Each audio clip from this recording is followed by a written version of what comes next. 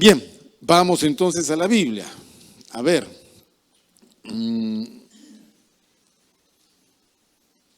Este capítulo 17, nosotros lo hemos dividido en 3 partes. ¿Ok? La primera parte se refiere a Goliat, que ya vimos el sábado antepasado. La segunda parte es David, que se ha visto el día de ayer. Y la tercera parte, que es el sábado que viene, es pues el sepelio de Goliat, ¿no? Y a Goliat pasó a muerte. Pero esas 3 situaciones que este capítulo 17 nos narra, están así, bien marcadas y bien divididas. Si es que uno lee y entiende el capítulo, se da cuenta que hay 3 momentos diferentes. En el primero de ellos, que es donde vamos a leer, ok, versículo primero, vamos a ir rápidamente al texto que ya seguramente recuerda usted. Dice: los filisteos juntaron sus ejércitos para la guerra y se congregaron en Soco, que es de Judá, y acamparon entre Soco y Aseca en Efes-damín. También Saúl y los hombres de Israel se juntaron y acamparon en el valle de Ela y se pusieron en orden de batalla contra los filisteos. Y los filisteos estaban sobre un monte a un lado e Israel sobre otro monte al otro lado y el valle entre ellos. Salió entonces del campamento de los filisteos un paladín, el cual se llamaba Goliat de Gat, y tenía de altura 6 codos y un palmo. Y traía un casco de bronce en su cabeza y llevaba una cota de malla, y era el peso de la cota 5,000 siclos de bronce. Sobre sus piernas traía grebas de bronce y jabalina de bronce entre sus hombros. El asta de su lanza era como un rodillo de telar y tenía el hierro de su lanza 600 siclos de hierro, e iba su escudero delante de él. Y se paró y dio voces a los escuadrones de Israel, diciéndoles: ¿para qué os habéis puesto en orden de batalla? ¿No soy yo el filisteo y vosotros los siervos de Saúl? Escoged entre vosotros un hombre que venga contra mí. Si él pudiere pelear conmigo y me venciere, nosotros seremos vuestros siervos. Y si yo pudiere más que él y lo venciere, vosotros seréis nuestros siervos y nos serviréis. Y añadió el filisteo: hoy yo he desafiado al campamento de Israel. Dadme un hombre que pelee conmigo. Oyendo Saúl y todo Israel estas palabras del filisteo, se turbaron y tuvieron gran miedo. Amén. Damos las gracias, hermanos. Amado Padre, en el nombre de Jesucristo, te damos las gracias por esta porción de tu palabra, en la que hoy vamos a meditar, esperando que tú nos hables, Señor, y nos des entendimiento y alumbres nuestros corazones, otorgándonos sabiduría y comprensión. Amado Padre, háblanos, enséñanos, instrúyenos en tus caminos para andar en ellos y cumplir así tu voluntad. Gracias por todos los presentes, por todos mis hermanos y por aquellos que nos siguen en la transmisión de este servicio. En el nombre de Jesús, esperamos en ti, amado Señor. Gracias por todo. En tus manos de amor nos encomendamos en el nombre de nuestro Señor Jesucristo. Amén.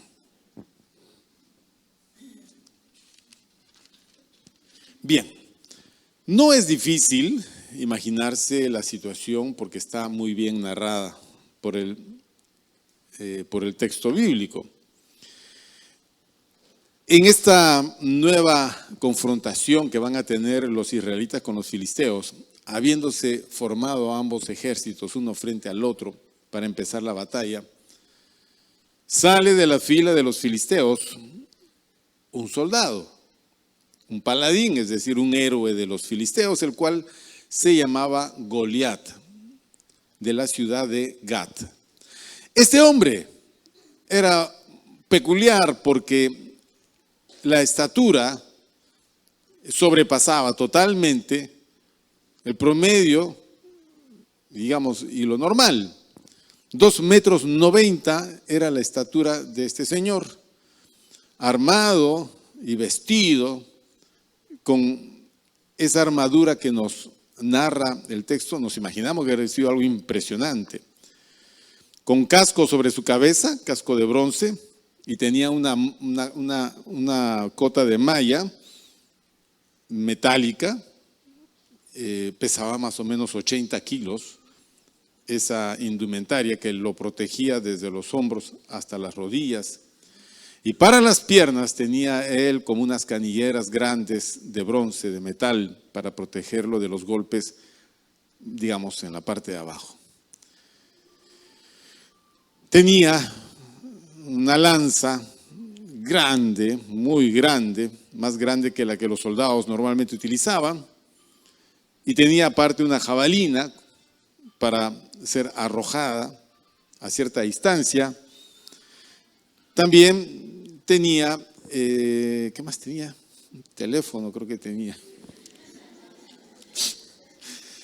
Bueno, hermanos, silencien sus celulares. Yo sé que algunos de ustedes utilizan sus celulares como texto, que mejor sería un texto bíblico, pero bueno, no importa. Pero apaguen, o sea, silencien. ¿En qué estaba?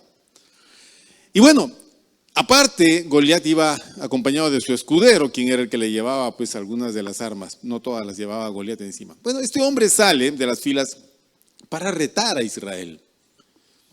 ¿Ok? Y le dice, ¿para qué vamos a pelear todos? Que mándenme uno, el que ustedes quieran, y que pelee conmigo. Si él pudiere y me venciere, nosotros le serviremos. Pero si yo pudiere y lo venciere, entonces ustedes nos servirán. ¿Para qué vamos a pelear todos? Manden a uno. Hoy yo he retado, he desafiado al campamento de Israel. Dadme un hombre que pelee conmigo. Por supuesto, nadie salió. Nadie. Saúl y sus hombres estaban turbados y con gran miedo. ¿Quién podía salir y enfrentar a semejante soldado? A ver, nos imaginamos que por la talla y el peso de este señor, su fortaleza física sería pues, o sea, sus golpes, ¿no? Su fuerza. Por otro lado, él era un soldado, como lo dice Saúl, desde su juventud, es decir, tendría experiencia en el arte de pelear cuerpo a cuerpo. Siendo un paladín de los filisteos, nos imaginamos que este hombre ya era conocido pues como un guerrero temible, ¿no? Hecho en 1000 batallas. Este hombre debe haber tenido en su haber un montón de gente pues que mató. Bueno, y ahora le tocaba desafiar a Israel, a ver qué iba a hacer Israel. Y el problema es que de Israel no hubo respuesta. Nadie salió. Porque todos pensaron que realmente era una locura salir a enfrentar a este hombre. No hay forma de vencer al gigante. No solamente por lo que ven, sino por lo que oyen. En ellos solo se generó temor. ¿Ok? Temor. Y el temor los paralizaba. Más adelante el texto nos dice que así estuvo 40 días Goliat, saliendo mañana y tarde y retándolos. Es decir, no había batalla, no había guerra, no había confrontación. Solo había un desafío que nadie respondía. Y así estaban los de Israel. No sabían qué hacer con el gigante. En la segunda lección, la que vieron ayer, es cuando aparece David. ¿No es cierto? David ya había estado en la corte de Saúl. Tiempo antes, han pasado quizás 2 años, 3 años. Cuando David llegó a la corte de Saúl era un muchacho todavía. Ahora que regresa al campo de batalla para visitar a sus hermanos por encargo de sus padres trayéndoles provisiones, David ya es un chico ya mayor, ya es un joven. Saúl al parecer no lo reconoce. Pero David estaba deseoso de ver la guerra, porque él era un hombre valiente. Y cuando fue y llevó las provisiones llegando al campamento, dejó las cosas al cuidado de otro, del encargado del bagaje, y él se fue corriendo para ver la batalla y se dio cuenta que no había batalla, nadie estaba peleando. Todos estaban en sus lugares, pero nadie peleaba. Y en ese instante él puede ver que sale el gigante nuevamente de las filas de los filisteos y empieza a desafiar, como siempre lo había hecho. Y David observa que nadie responde.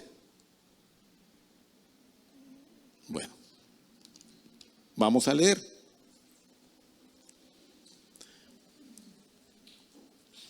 Versículo 20. Se levantó pues David de mañana y dejando las ovejas al cuidado de un guarda, se fue con su carga como Isaí le había mandado. Y llegó al campamento cuando el ejército salía en orden de batalla y daba el grito de combate. Y se pusieron en orden de batalla Israel y los filisteos, ejército frente a ejército. Entonces David dejó su carga en mano del que guardaba el bagaje y corrió al ejército. Y cuando llegó preguntó por sus hermanos si estaban bien. Mientras él hablaba con ellos, he aquí que aquel paladín que se ponía en medio de los dos campamentos, que se llamaba Goliat, el filisteo de Gat, salió de entre las filas de los filisteos y habló las mismas palabras. Y las oyó David. Y todos los varones de Israel que veían a aquel hombre huían de su presencia y tenían gran temor. Eso es lo que David había observado. El temor de la gente. Seguimos. Y cada uno de los de Israel decía, ¿no habéis visto aquel hombre que ha salido? Él se adelanta para provocar a Israel. Al que le venciere, el rey le enriquecerá con grandes riquezas y le dará su hija y eximirá de tributos a la casa de su padre en Israel. Entonces habló David a los que estaban junto a él diciendo, ¿qué harán al hombre que venciera a este filisteo y quitará el oprobio de Israel? Porque ¿quién es este filisteo incircunciso para que provoque a los escuadrones del Dios viviente? Y el pueblo le respondió las mismas palabras diciendo, así se hará al hombre que le venciere. Bueno, mientras que la escena generaba en la gente temor, a David le generaba indignación. Y él no entiende por qué no ha salido nadie y ha matado al gigante. Como quien sale, oye, mátate esa mosca, ¿no? No, mátala tú. Porque no creo que una mosca nos liquide en la batalla, ¿no? Para David, el hecho que se estaba dando delante de sus ojos tenía una connotación diferente a como los soldados de Israel lo podían concebir. Mientras que todos se llenaban de temor, David estaba indignado. ¿Quién es este filisteo incircunciso para provocar a los escuadrones del Dios viviente? No hay nadie que vaya y lo mate. Bueno, como David empezó a hablar a todos los soldados de esta forma, entonces le refirieron al rey Saúl acerca de este muchacho y lo mandan llamar a la corte, a donde Saúl. Y versículo 31, fueron oídas las palabras que David había dicho y las refirieron delante de Saúl y él lo hizo venir. Y dijo David a Saúl, no desmaye el corazón de ninguno a causa de él. Tu siervo irá y peleará contra este filisteo. Ese era David. Para David no contaba la estatura, ni la armadura, ni las armas. Para David no contaba nada. Nada de lo que sus ojos veían generaba en David una reacción negativa o contraria. Nada. Es decir, David veía lo mismo que estos señores, los soldados de Israel. David escuchaba lo mismo que ellos. Pero la reacción de David era totalmente diferente a la reacción de los de Israel. Mientras que David respondía de una forma, Israel huía. Mientras que David se preguntaba por qué ya nadie salió y mató a este hombre, los demás decían, pero ¿cómo vamos a hacer eso? ¿No te das cuenta que él es un gigante? 2,90 metros, mis queridos hermanos, más grande que los basquetbolistas americanos de la NBA. Es inmenso ese hombre. Es inmenso. ¿Cómo puedes acercarte a él si tiene una lanza tan grande? Imposible. Si es que primero no te liquida con la jabalina. Sobradamente te atraviesa. Y si logras pasar la lanza por alguna gracia del Señor, lo que te espera es una espada. La espada del gigante no es la espada de un hombre de talla promedio. Es la espada de un gigante de 2,90 metros. Nadie estaría tan loco. Porque así dicta el corazón, la razón, el evaluar los hechos. Nadie arriesgaría su vida para una muerte segura. Sin embargo, David no piensa así. David es diferente. Porque David ve la situación y él no está considerando, repito, ni la estatura, ni la armadura, ni las armas, ni lo que el gigante habla. Nada. A David le indigna el hecho.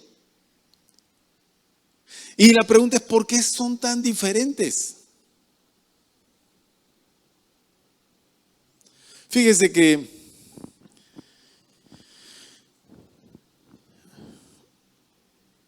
la diferencia no radica en una cuestión visual, porque lo que ven es lo mismo.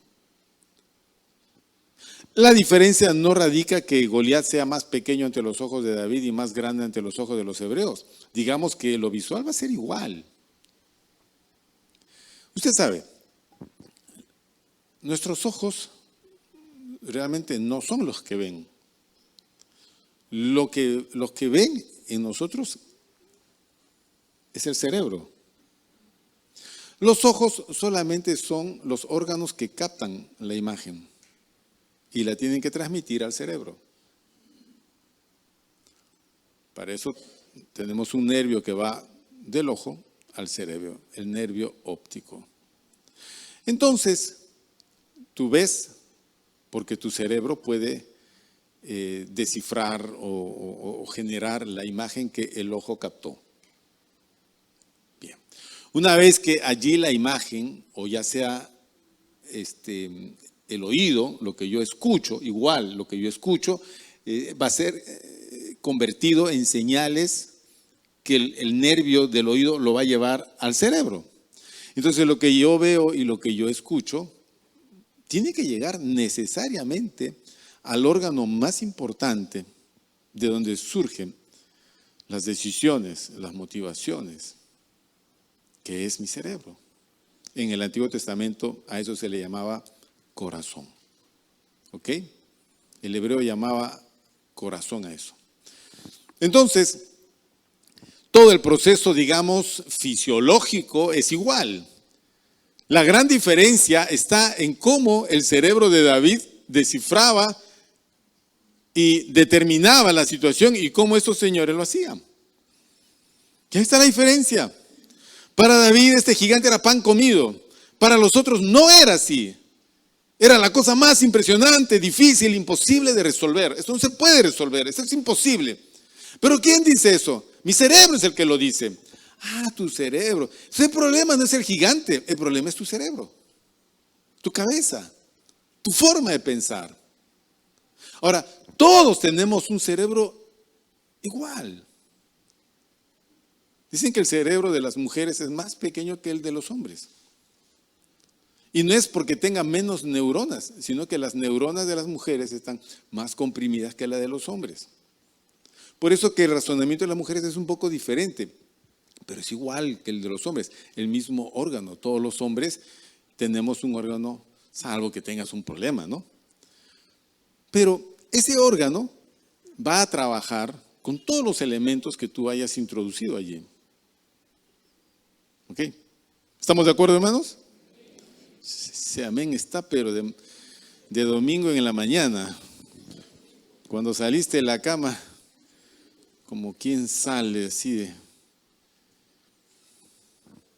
¿Han venido con ganas o sin ganas? No parece, pues.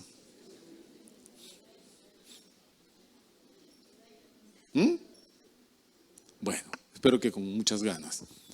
Entonces, nuestra cabecita piensa con todas las cosas que allí nosotros hemos ido acumulando a lo largo de nuestra vida.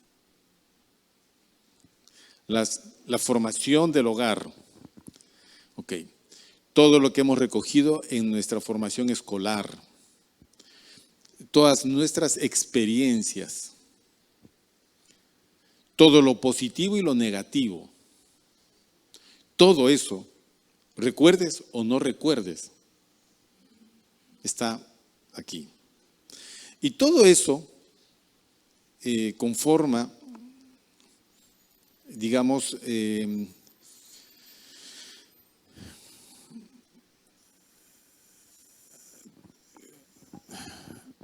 ¿qué voy a decir? Creo que me faltó poner un poquito más en la cabecita. Todo eso es lo que va a generar el trabajo de meditar, evaluar, pensar y decidir. Por eso que somos muy diferentes ante un mismo hecho. Un hecho a alguien le puede generar risa y a otro le puede generar dolor. Y el hecho no es el problema es cómo nosotros estamos reaccionando ante el hecho. David tiene una reacción diferente porque él tiene un corazón diferente. Ese es el punto. David tiene un corazón diferente. A David no lo turba el temor de ver un gigante delante de él, porque él en su día a día se enfrenta a leones y a osos como sus enemigos. Estos señores no andaban así. Pero David sí, porque cuidaba las ovejas de su padre, él tenía que protegerlas. Y estas fieras del campo saben que las ovejas son el alimento más fácil de conseguir, así que siempre están merodeando el rebaño, siempre. Y David sabe que su enemigo está por ahí dando vueltas. Y David está atento. Pero no se va a enfrentar ante un perro callejero o ante, ¿cómo se llama el zorrito de Run Run? No es contra Run Run. Es contra un león. Ya no existen leones en Asia, en esa región. Es contra osos. No será pues un oso grizzly. Pero eran animales temibles en el campo. Y si el animal osaba arrebatar una oveja de David, David lo perseguía. David podría decir, bueno, ya, pues, que esa se sacrifique por estas. Y él se quedaba con las que quedaban. David no hacía eso. David iba detrás del animal y lo alcanzaba y lo hería para que el animal soltase la presa. Así arrebataba David sus ovejas que eran arrebatadas por estas fieras. Y si la fiera se volvía y atacaba a David, David sencillamente lo mataba. Ahora, ¿cómo lo mataba? No dice, pero sencillamente lo que dice es eso, lo mataba. Ahora, nosotros sabemos que mano a mano con uno de esos animales llevamos la de perder. Porque nuestra experiencia en la vida no es la de lidiar con esos animales. Pero si tú tuvieses que sobrevivir en un medio donde tus enemigos fueran esos animales, sí tendrías que haber desarrollado la manera de enfrentarlos. ¿Me explico, hermanos? Sí, me explico. Yo veía un documental de los leones en el África. Y los leones van a buscar el ganado de la gente. Y la gente lo que hace es, forman como un corral grande con espinas que el león va a dificultar en entrar. Y luego se ponen los vigilantes del ganado en la noche, ¿no? Con sus lanzas, son gente del campo. Y el que narra el documental dice, en esta noche, así ve el vigía, y tú ves negro, no se ve nada. Decía, y es en ese momento que el león ve así, como si fuera de día. O sea, el león está viendo un vigía, el otro vigía, el otro vigía, el cerco, las vacas, la casa, ve hasta las moscas que vuelan, los mosquitos. El león ve todo, porque el león tiene la capacidad de dilatar la pupila y captar la mayor cantidad de luz. Él puede ver perfectamente en la noche, aun cuando no hay luna. Mientras que los vigías no ven nada, el león estaba a metros de ellos. Pero ellos sobreviven, porque han aprendido a sobrevivir. Nosotros no. el caso de David, su día a día es luchar contra esos animales, pero ¿cómo vencerlos? Entonces David tiene que apelar a algo más que la fuerza bruta, o un rifle de caza, o una trampa para osos, o veneno. No, David se fortalece con una estrategia totalmente diferente. Entonces, es lo que le dice David a Saúl. Cuando David es llevado delante de Saúl, y David le dice: no desmaye el corazón de ninguno a causa de él, tu siervo irá y peleará contra este filisteo, asegurando que lo va a matar. Versículo 33, vamos a leer, hermanos. Versículo 33 dice: dijo Saúl a David: no podrás tú ir contra aquel filisteo para pelear con él. Pero oiga, ¿qué cosa es Saúl? Saúl va a determinar, mire, en lugar de decir: vas a ir tú, que Dios te bendiga, hermano. No, dice: no, tú no puedes ir para pelear con ese filisteo. O sea, en lugar de traer palabras de ánimo, Saúl empieza a sacar lo que él tiene adentro, y él tiene miedo. Teóricamente, el hombre más alto del ejército es Saúl. Saúl debió haber dicho: no tenga miedo. El rey que Dios ungió saldrá y matará al gigante. Y Saúl debió haber ido. Pero no, Saúl es un hombre, ya saben ustedes, ya lo hemos escrito, dominado por sus miedos, su inseguridad. Y él le transmite eso a David. Pero David está forrado contra esas cosas. No podrás ir contra aquel filisteo para pelear con él, porque tú eres muchacho. Y él, un hombre de guerra desde su juventud. David respondió a Saúl: tu siervo era pastor de las ovejas de su padre, y cuando venía un león o un oso y tomaba algún cordero de la manada, salía yo tras él y lo hería y lo libraba de su boca. Y si se levantaba contra mí, yo le echaba mano de la quijada y lo hería y lo mataba. Fuese león, fuese oso, tu siervo lo mataba. Y este filisteo incircunciso será como uno de ellos, porque ha provocado al ejército del Dios viviente. Esa es la forma de pensar de David. En él hay valentía, porque en su experiencia David tiene hechos victoriosos contra fieras mayores que Goliat.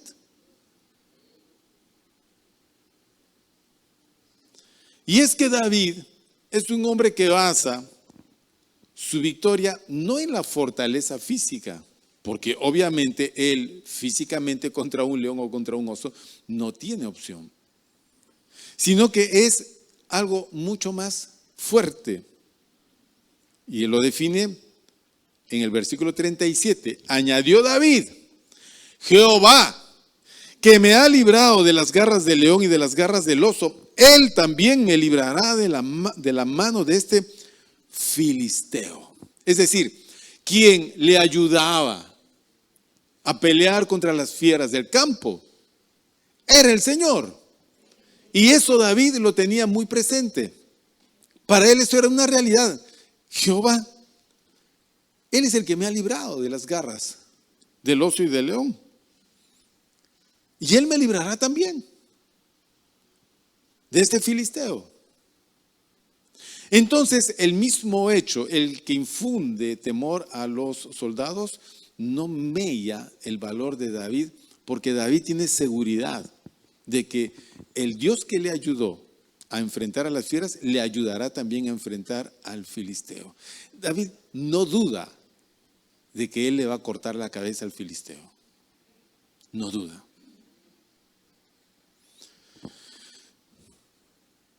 Y bueno, ese es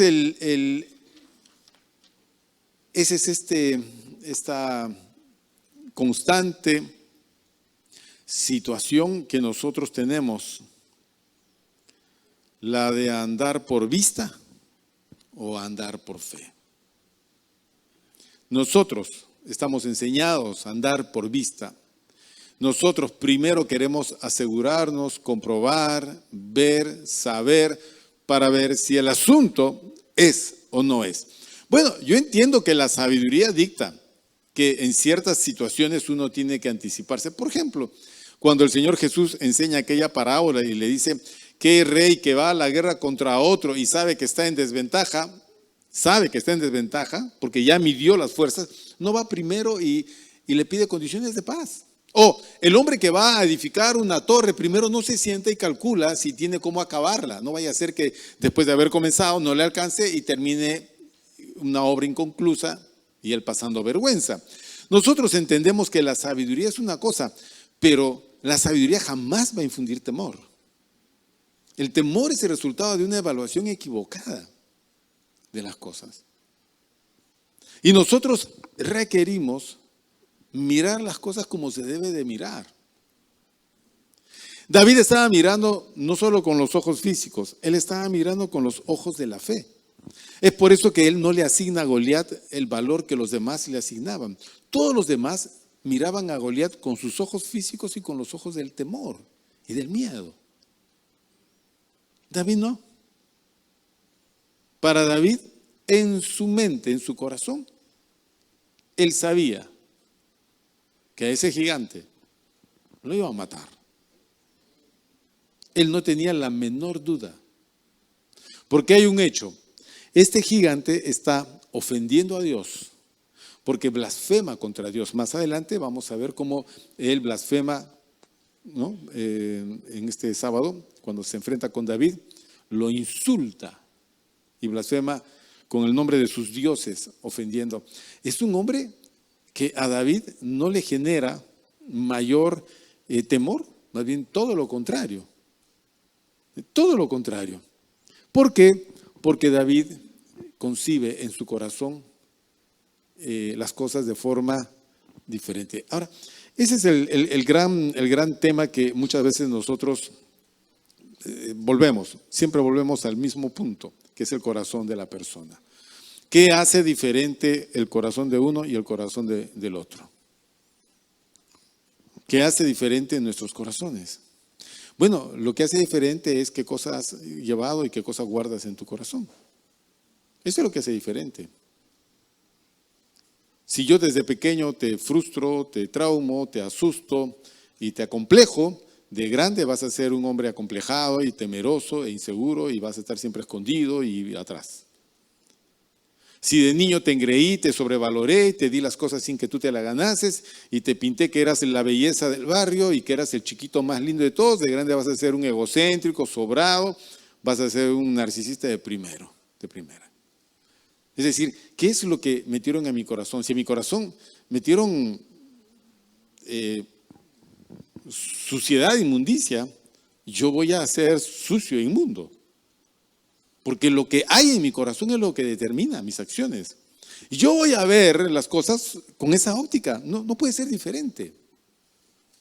El corazón de David es un corazón diferente. Porque su corazón es un campo ejercitado en la meditación de la palabra de Dios, como él lo dice perfectamente en el Salmo instructivo, que es el Salmo 1. Es bienaventurado el varón que medita en la ley de Jehová de noche y de día. El que no anda en consejo de malos, ni se asocia con gente mala, sino que él reserva su corazón, porque es en la asociación y en las ideas de las personas que nosotros vamos adquiriendo los valores que no nos corresponden. Ese es el gran problema, por ejemplo, que Pablo tiene que enfrentar con los corintios, que los corintios, los hermanos de la iglesia de Corintios no termina de cortar con la gente del mundo. Y Pablo les dice, hermanos, no erréis, las malas conversaciones corrompen las buenas costumbres. Asociándote con los incrédulos, terminas otra vez idolatrando o terminas otra vez en inmoralidad. No puede ser así. No puedes convertir la casa de Dios en un templo de ídolos. No te puedes unir en yugo desigual. No hay comunión los unos con los otros. Cristo con el diablo no tienen comunión. ¿Qué comunión la luz con las tinieblas? Pero para muchos cristianos hay perfecta comunión. Porque en su corazón ellos han determinado ser así y hacer así. El corazón es el tema. ¿Qué cosa llevamos al corazón? Bueno, la fe. ¿Dónde se genera la fe? Allí, en el interior de la persona. ¿Ok? En su reflexión. Yo no reflexiono con el páncreas, ni con el riñón, ni con el hígado, ni con el estómago. Nosotros reflexionamos con este órgano que Dios nos dio para poder evaluar las cosas que vemos, oímos y darles un entendimiento. Pero lo único seguro, Goliat no es el tema de mi reflexión. El tema de mi reflexión, dice David, es la ley del Señor. Es el Señor el que me dice a mí cómo ser, cómo pensar, qué decidir, cómo ver el futuro. Es el Señor el que determina eso, no Goliat. Mi tema de reflexión es la palabra de Dios. Entonces, cuando yo veo a Goliat, yo lo veo a la luz de mi fe determinada por las Escrituras.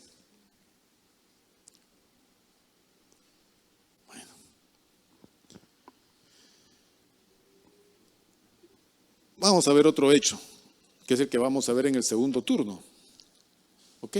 Eso lo vemos en el segundo turno, pero nos adelantamos un poquito para que ustedes también compartan eso. Números capítulo 13. Números capítulo 13.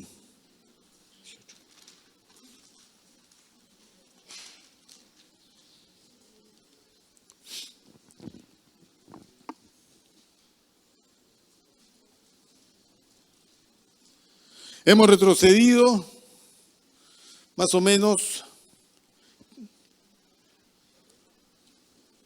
más de 500 años, cuando Moisés sacó a Israel de Egipto y los llevó por el desierto. Los llevó a conocer a Dios en el monte Horeb y de ahí recibir sus leyes y todas las ordenanzas. Israel allí hace pacto y se vuelve el pueblo de Dios, pero por un pacto, ya no solo porque eran descendencia de Abraham, sino que ahora asumen un pacto de obediencia con Dios. Bien, ahora Dios los va a llevar a la tierra prometida. Dice, muy bien, vámonos a la tierra prometida. Bien, todo Israel van hacia la frontera con la tierra prometida. Okay, el lugar se llama Cades Barnea. Llegando ahí, versículo 1 del capítulo 13 de Números, y Jehová habló a Moisés diciendo, envía tú hombres que reconozcan la tierra de Canaán, la cual yo doy a los hijos de Israel. De cada tribu de sus padres enviaréis un varón, cada uno príncipe de ellos.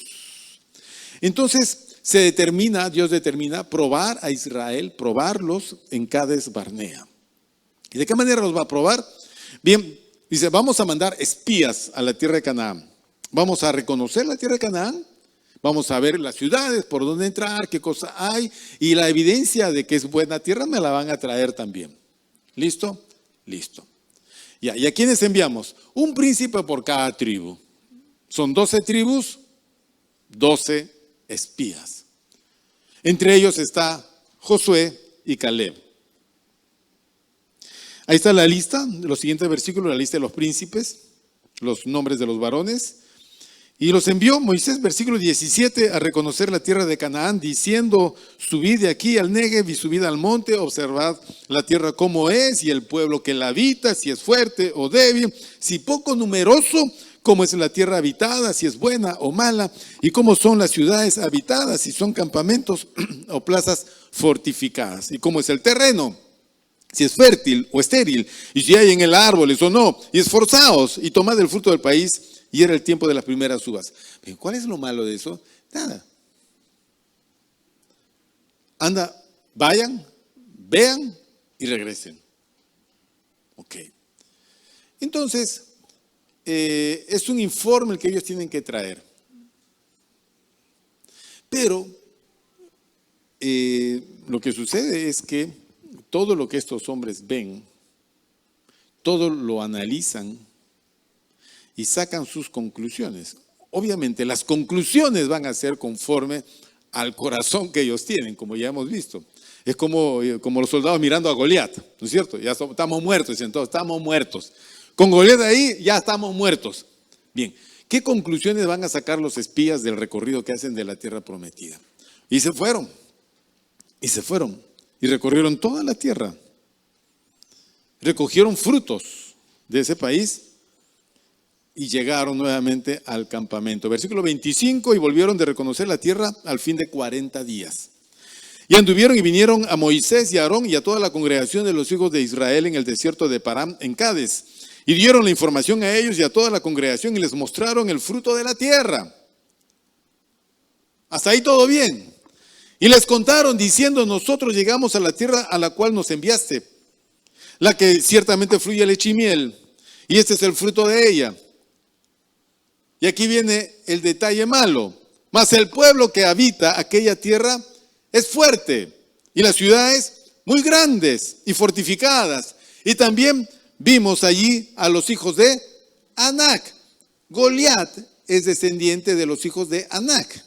Los hijos de Anac eran una raza muy alta de gigantes, que cuando llegaron las invasiones, las migraciones de filisteos, fueron arrimando a esa gente, los fueron sacando de su lugar, pero quedaron mezclados, quedaron esparcidos. Cuando llegaba Moisés con Israel, todavía habitaban ciudades de los anaseos.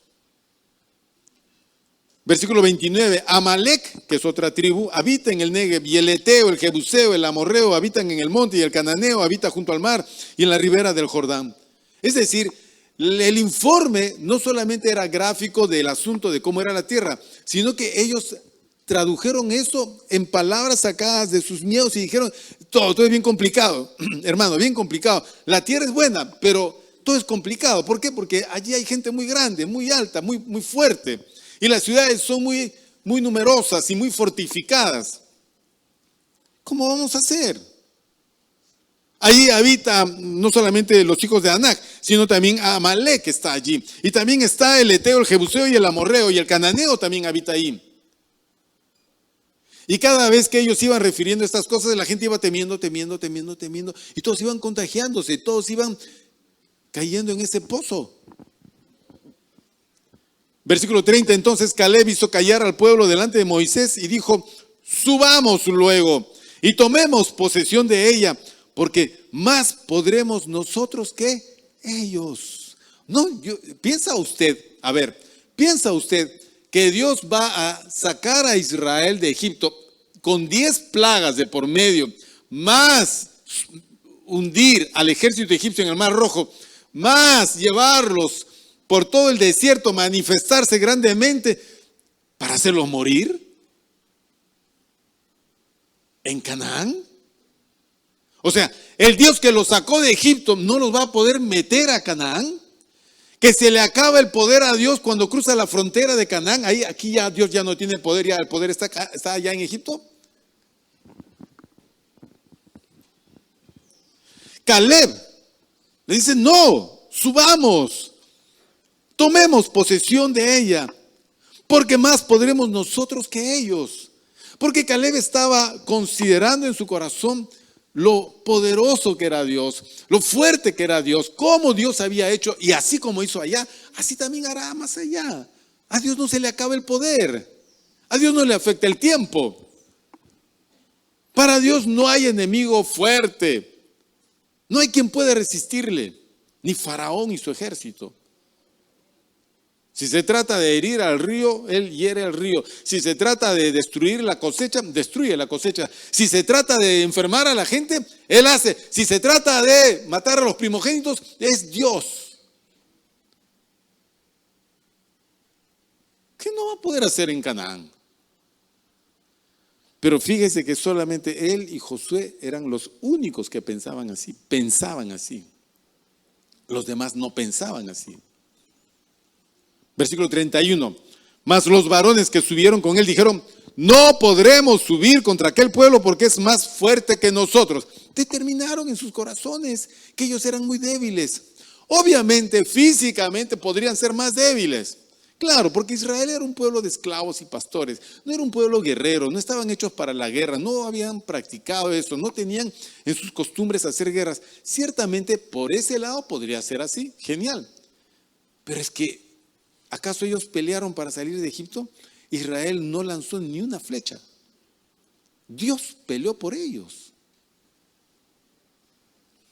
Versículo 32, y hablaron mal entre los hijos de Israel de la tierra que habían reconocido, diciendo: la tierra por donde pasamos para reconocerla es tierra que traga a sus moradores, y todo el pueblo que vimos en medio de ella son hombres de grande estatura. También vimos allí gigantes, hijos de Anac, raza de los gigantes, y éramos nosotros, a nuestro parecer, como langostas, y así les parecíamos a ellos.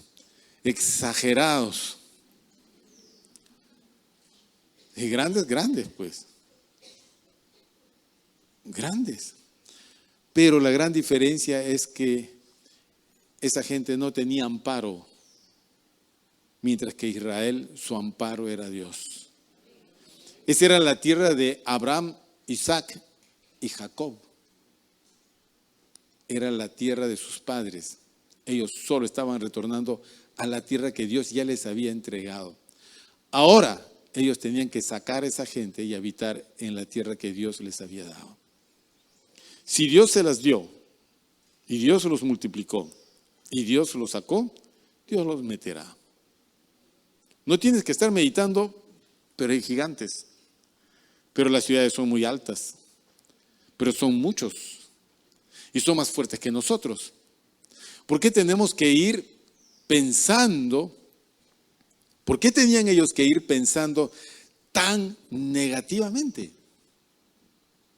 Pero es así como todos pensamos. Va a ser mucho frío. Va a ser mucho calor. Ay, a mí no me gusta el calor. Y cuando viene el calor, yo siento aflicción.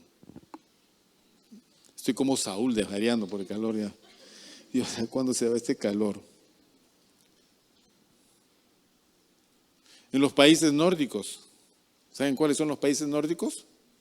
¿Cuáles son los países nórdicos? Noruega, Suecia, todos esos que andan casi en el círculo polar ártico. Frío, frío, frío. Y cuando la gente sale con sus niños en la noche, los llevan en el cochecito. Están a 0 grados, 3 grados, 5 grados. Dicen, vamos a comer, y se van a cenar. La pareja, y ellos entran a cenar y dejan al niño con el coche en la puerta. Y ahí van los coches. Nadie se le roba a los niños. Pero lo que están haciendo que el niño se acostumbre al frío. Porque si no, no va a sobrevivir en esa tierra. Por eso que en el invierno de Lima, tú ves a esos turistas cuando todos están así, ellos están en sayonaras, en short y en polo, están caminando por el centro de Lima. No sienten frío, porque su cuerpo está adaptado. Nuestra mente necesita adaptarse a una forma de pensar. Esa forma de pensar es el resultado de un ejercicio que se llama meditación o reflexión. Y tienes que meditar y reflexionar no en TikTok, sino en la palabra de Dios. En serio, se lo digo, porque yo creo que tienes más de eso en el corazón que la Biblia. Claro. Porque si yo leo ahora a David y luego veo a Caleb y a Josué, entonces me pongo a pensar y digo, por Dios, ¿no? Entonces yo me quedo muchas veces pensando como estos hebreos, ¿no? Ando mirando las dificultades y lo imposible y lo complicado que es, en lugar de ponerle la cara de la fe a las cosas, ¿no? Sí vamos a poder, sí vamos a hacerlo, sí lo vamos a hacer, sí podemos hacerlo. Claro, si el Señor está con nosotros, ¿quién contra nosotros? ¿No es cierto? ¿O no es cierto, hermanos? Pero claro. Por eso digo, todos tenemos los mismos órganos para la reflexión. El tema es con qué elementos reflexionamos o hacemos reflexión.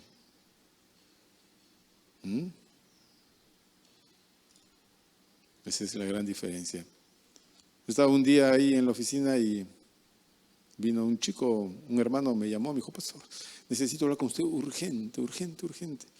Bueno, ya, ven rápido pues. Te doy 5 minutos. Y llegó. Desde que entró estaba llorando en la puerta. Dije, no, un momentito. No me vas a llorar. Si quieres un consejo, primero te callas. Y se sentó. ¿Te vas a callar? Sí, ya. Habla. Porque si no, no puede hablar. Pues, porque si se sube. Y puede estar triste, todo lo que tú quieras. Yo no rechazo eso. Lo que rechazo es que no tenga el control de eso. Ya empezó a hablar, y otra vez empezó a llorar. No vamos a llorar. No vamos a llorar. ¿Cuál es el problema? El problema es este. Ya. ¿Y qué quieres? ¿Solución? No hay solución. Lo que tienes que hacer es retroceder y partir como debiste haber partido. Te vas a tu casa y hablas con tus papás. y les explicas la situación. Con ellos solucionas el problema. El pastor no te va a solucionar el problema. Y te va a dar plata. Con tus papás es el asunto. Así que llama a tu papá y vete. Encuéntralo y háblale. Gracias, pastor. Y se fue. Obviamente esa era la solución. Porque por una cuestión de principios y de orden. ¿No es cierto? Si tú estás bajo la cobertura de tu papá, de tu mamá, es con ellos con quienes tienes que resolver muchos problemas de tu vida. Cuando salgas de la cobertura de ellos, entonces tú tendrás que resolverlas en la forma más sabia que tengas. Y la única forma sabia es la que la palabra de Dios te da. Si no la tienes, entonces vas a resolver como resuelve, pues, no sé, el Chato Barraza, Melcochita, o quien esté en tu cabeza, ¿no? No sé. Yo, la verdad, no entiendo de qué otra forma podríamos nosotros resolver las cosas. Así que la meditación de la palabra de Dios es lo que a nosotros nos hace ser diferentes. Es así. Seguramente que David, después de rescatar a su oveja, rescatarla, magullada la oveja, porque si el león la chapó, mínimo pues le metió los colmillos en el pellejo, menos mal que tiene harta lana la oveja y por ahí se libró un poquito, estaba acolchada. Bueno, regresaba con su ovejita, mirando a su oveja, que con miedo se sentía protegida en los brazos de su pastor. Y David allí encontraría la relación que existe entre nosotros y nuestro Dios. Entonces David pensaría que así como él protege a su oveja, Dios lo protege a él. Por tanto, Jehová es mi pastor. Nada me faltará. Nada. Absolutamente nada. En la mañana estaba leyendo ese salmo en quechua y quería memorizármelo, como ruso, pero lo voy a hacer en algún día de estos. Jehová es mi pastor. ¿Qué enemigo? Dígame, ¿qué enemigo podría devorarme si Dios es el que me cuida? El problema, quienes corren riesgo son las ovejas descarriadas y las ovejas perdidas. Esos son los que corren riesgo. Así que si te gusta descarriarte o andarte perdiendo por allí, entonces sí tienes problemas y sí tienes peligros. ¿Me entiendes? Porque de los despojos que deja el diablo hay que volver a ser a una persona. Y ese es un trabajo que no muchos logran hacer. Por eso, lo mejor es meditar. Meditar, meditar. Y yo ya no sé cuántos contactos tengo en mi celular, pero todos ellos no son mis amigos del Fulvito, ni mis amigos del Viernes, no, porque no tengo ni Fulvito, ni de Sao, ni amigos de Viernes, no. Todos son hermanos que están buscando un elemento para meditar, que se llama consejo.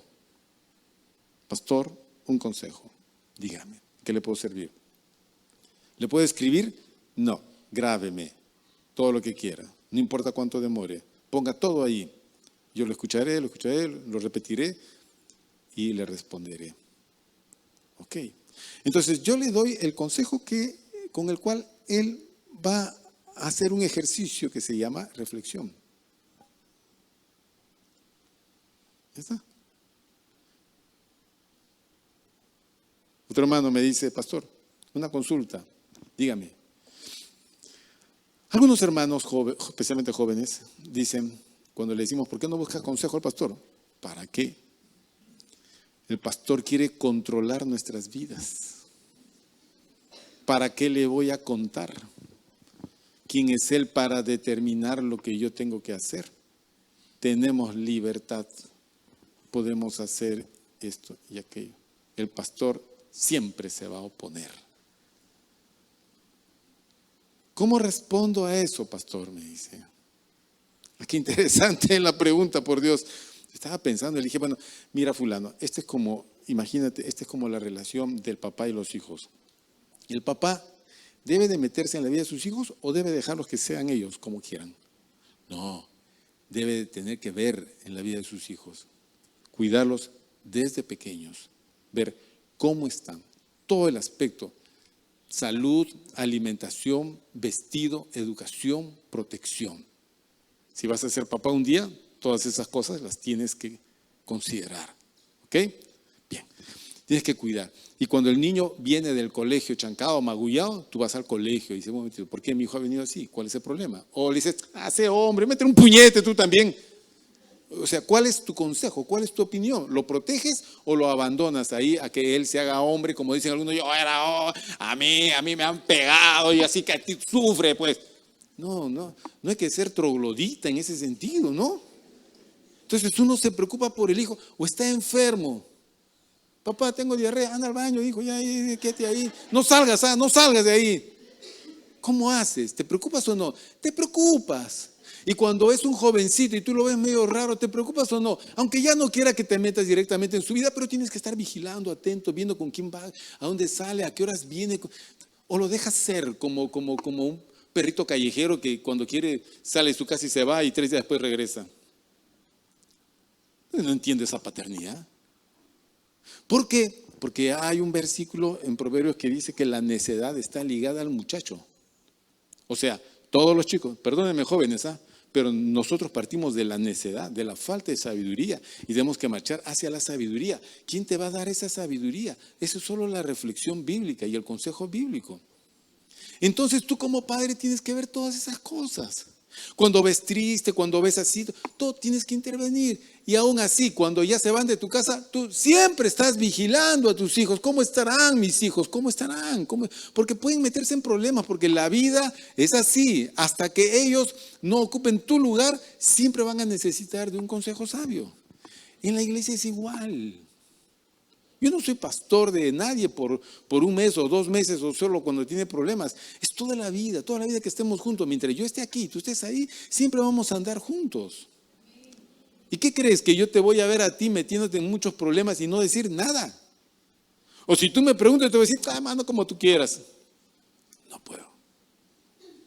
Ahora, hay una línea muy delgada entre el darte un consejo y el tratar de controlarte. Yo no voy a controlar la vida de nadie, obviamente. Cada uno decide. Cada uno decide, porque cada uno es responsable. No puede decir el pastor le digo, el pastor. No vas a estar hablando cosas que no son. Yo solo te doy tu consejo. Eso es todo, con el cual tienes que meditar.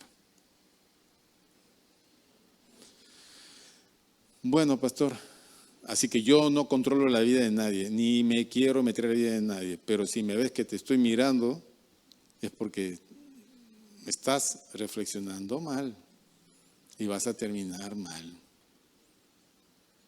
muy mal. Entonces, David va a enfrentar a Goliat. Eso lo van a ver en sus células este sábado que viene. Cómo fue David y cómo enfrentó a Goliat. Pobrecito Goliat, no tenía opción. El gigante no tenía opción frente al muchacho.